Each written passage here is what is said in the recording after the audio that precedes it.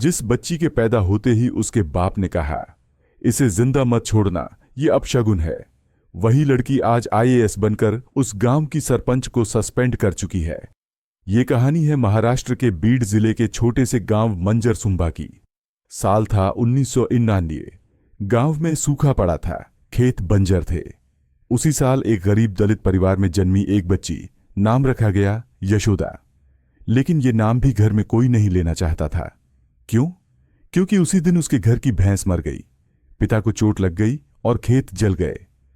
अपशगुन है ये, लड़की है और मनहूस भी। पिता ने मां से कहा, इसे कुएं में फेंक दो, लेकिन मां ने छुपाकर उसे पाला। बचपन, गालियां, धक्के और सूखी रोटियां। यशोदा का बचपन खेतों में, धूल में और तिरस्कार में बीता। स्कूल भेजा गया, लेकिन सिर्फ इसलिए कि मिड डे मील मिलता था। क्लास में बच्चे कहते, अबे तू क्यों बैठी है यहां?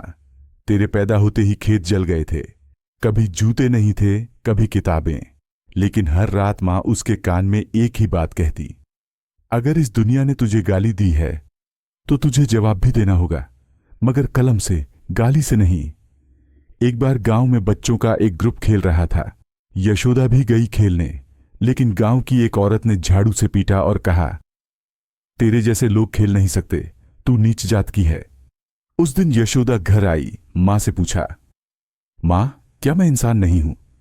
मां ने जवाब दिया, बेटा, तू सिर्फ इंसान नहीं, तू एक तूफान है, लेकिन तू खुद को साबित कर, बस एक बार। उस दिन यशोदा ने ठान लिया, आईएएस बनना है।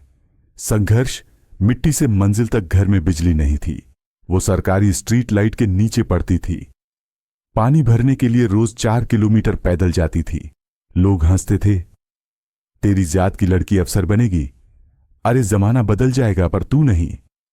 लेकिन यशोदा हर ताना निगलकर किताब में उतार लेती। 12वीं में जिले में टॉप किया, लेकिन कॉलेज की फीस नहीं थी। तब उसने गांव के ही बच्चों को पढ़ाना शुरू किया। 50 रुपए में मैथ्स, साइंस और इंग्लिश। सिविल सर्विस की तैयारी और आत्महत्या का कगार जब यूपीएससी की तैयारी शुरू की तो पूरा गांव उसके खिलाफ हो गया। कहते, अबे पढ़ पढ़ कर क्या करेगी, रसोई कर। एक दिन जब वो घर लौट रही थी, कुछ लड़कों ने छेड़ा और बोले, आईएएस बनने चली है, पहले हमसे तो बच। उस रात यशोदा बहुत रोई। मां ने चुपचाप उसके माथे पर हाथ रखा और कहा, मर मत, मार मगर अपने डर को। परिणाम, सफलता का विस्फोट। तीसरे अटेम्प्ट में यशोदा का नाम ऑल इंडिया रैंक 47 से यूपीएससी में आया। पूरे गांव में ढोल बजे।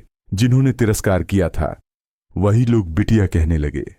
आज यशोदा महाराष्ट्र की सबसे युवा महिला कलेक्टरों में से एक है।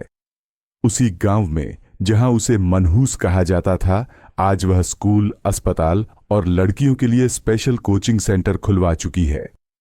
ट्विस्ट जो लोगों की रूह हिला दे।